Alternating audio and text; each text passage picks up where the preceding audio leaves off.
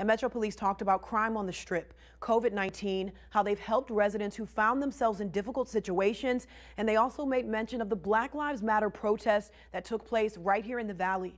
However, local civil rights leaders believe that was one topic that deserved more time and attention. Now, if COVID-19 wasn't difficult enough, we also experienced an unprecedented number of protests. On Tuesday evening, Metro Police addressed the Valley about the number of difficulties our law enforcement officers faced in 2020. Among them, the massive Black Lives Matter protests that swept the nation. A total of 77 protests took place right here in Las Vegas. The vast majority of these protests were peaceful. Make no mistake about that. However, some of them were also violent.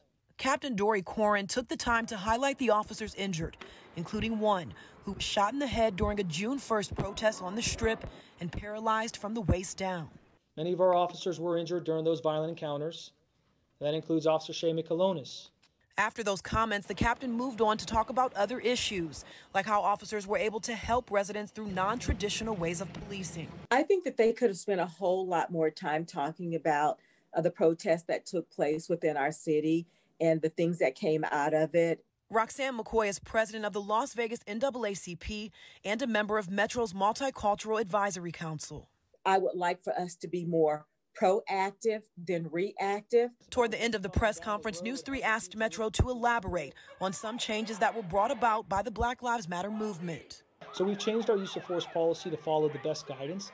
And I think most importantly, what we learned the most out of this past year and from the Black Lives Matter organization is it's important for us as a police agency to not only listen, but to try to establish relationships with all of our community. And McCoy agrees, saying that while Metro Police still has a lot of work to do, they are doing the work. I think sometimes it's good for us all to remember that they are humans with families just like us and that the majority of them care. And so I think we need to spend a little bit more time on talking about those that are making a difference positively, and then also standing together as a community and as a police department to call out those ones that are bad. In Las Vegas, I'm Gabby Hart, News 3. Yeah, Crystal, so the health district is now offering appointments to frontline workers across the valley to get the vaccine, and availability is going fast. Now, those who are able to get the vaccine here at the health district's main location include medical office staff, physical therapy staff, and occupational therapy staff, among others.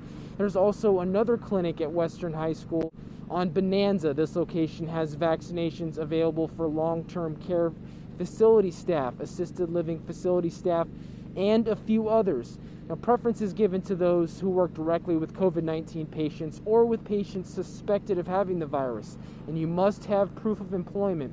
This is appointment-based, and spots are filling rapidly. At last check, the clinic at Western High School is already booked for the month, and at the health district here, the 25th is the next available day. But not to worry, though, as the health district says more appointments are coming. As we fine-tune the clinic, we'll be able to open up some more appointments. We're hoping right now we scheduled 60 an hour, and we're hoping to do like about 1,000 per day. Mortuaries around the county are feeling the impact from COVID deaths, including right here at Davis Funeral Homes and Memorial Park. Now they're doing something they've never had to do before, using refrigerated trailers to handle the increase.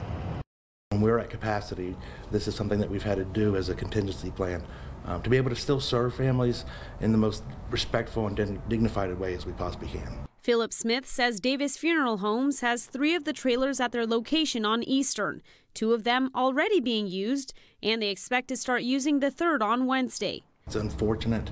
It's something that I never would ever have believed in my career I would ever have to be dealing with this. And they are not the only ones. Clark County's interim coroner, Mike Murphy, says 11 trailers were storing COVID tests earlier in the pandemic.